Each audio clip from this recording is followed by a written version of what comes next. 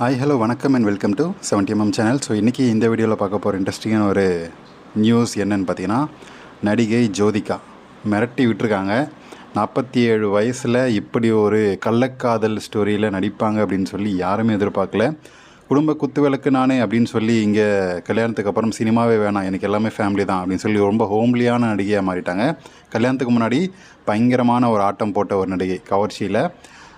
கவர்ச்சியிலும் சரி, கிசுகிசுலையும் சரி, பல நடிகர்கள் கூட ரொம்பவே சேர்த்து வச்சு கிசுகிசுக்கப்பட்ட ஒரு நடிகை ஜோதிகா.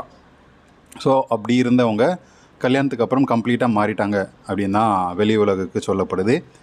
குடும்பம், குழந்தை அப்படின்னு சொல்லி செட்டில் ஆகிட்டாங்க. இப்போது ஹிந்தி பக்கம் ஓடிட்டாங்க. இங்கே தமிழ் சினிமாவை விட்டுட்டு ஹிந்தி பக்கம் போய் செட்டில் ஆகிட்டாங்க. அதாவது தமிழ் சினிமாவில் நடிகைகளுக்கு முக்கியத்துவமே கொடுக்கப்படுறதில்ல அப்படி இப்படின்னு சொல்லி அந்த மாதிரியான டவுன்கிரேட் பண்ணி பேசி ஹிந்தியில் வாய்ப்புகளை வாங்கிட்டு இருக்கிறாங்க. ஸோ ஹிந்தி பட வாய்ப்புகளை தூக்கி பேசுகிறதுக்காக தமிழ் படங்களை குறைச்சி பேசுகிறாங்க. ஸோ இதை ஒரு வழக்கமாகவே வச்சுருக்கக்கூடிய நடிகை ஜோதிகா இப்போது ஹிந்தியில் கொஞ்சம் படங்கள் நடிச்சிட்ருக்காங்க. ஸோ அவங்க பேசின பேச்சுக்கெல்லாம் ஹிந்தியில் படங்கள் கிடைக்கிது. இதனால் போய் குடும்பத்தோடு போய் செட்டில் ஆகிட்டாங்க.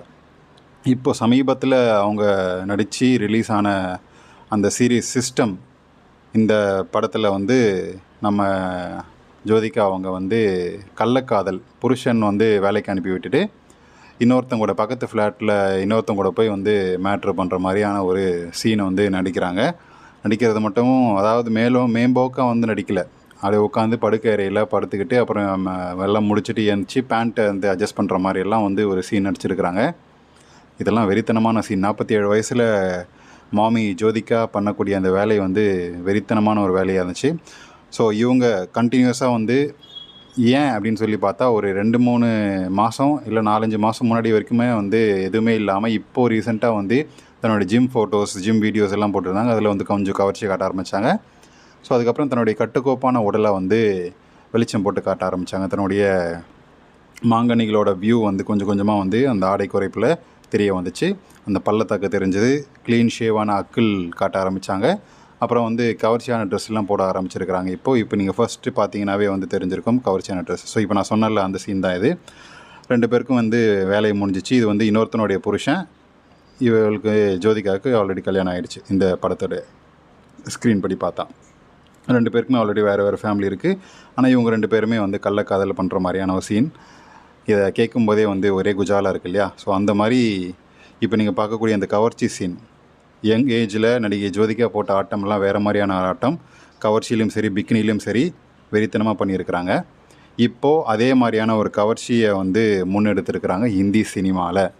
அதுக்கு குடும்பத்தில் க்ரீன் சிக்னல், அவங்களுடைய மாமனார்கிட்டேருந்து வரல, பட் ஸ்டில் அவங்களுடைய குடும்பத்தில் இருக்கக்கூடிய நடிகர் இருக்கார் இல்லையா, அவர்கிட்ட க்ரீன் சிக்னல் வந்த உடனே பெரிய கவர்ச்சியில் ஈடுபட்டிருக்கிறாங்க. இன்னுமே அதிகமான கவர்ச்சியில் இறங்குவாங்க அப்படின்னு சொல்லப்படுது.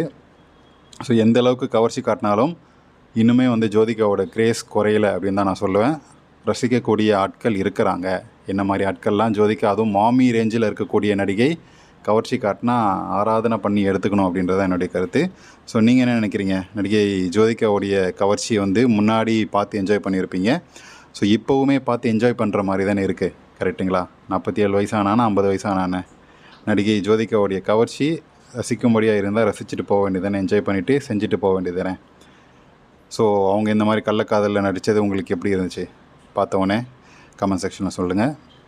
வீடியோ பிடிச்சிருந்தால் லைக் பண்ணுங்கள், ஷேர் பண்ணுங்கள், சப்ஸ்கிரைப் பண்ணுங்கள். டிஸ்கிரிப்ஷனில் கொடுத்துருக்கூடிய இன்ஸ்டாகிராம் பேஜுக்கு ஜாயின் பண்ணுங்கள். அதில் போஸ்ட் பண்ணுறேன். Jyothika apartment, Jyothika anti series எல்லாம் அதில் இன்ஸ்டாவில் போஸ்ட் பண்ணியிருக்கேன். சப்ஸ்கிரைப் பண்ணி பார்த்து என்ஜாய் பண்ணுங்கள். இப்போது ரம்யா ஆன்ட்டி சீரீஸ் போயிட்டுருக்கு. Watch and enjoy. தேங்க்யூ.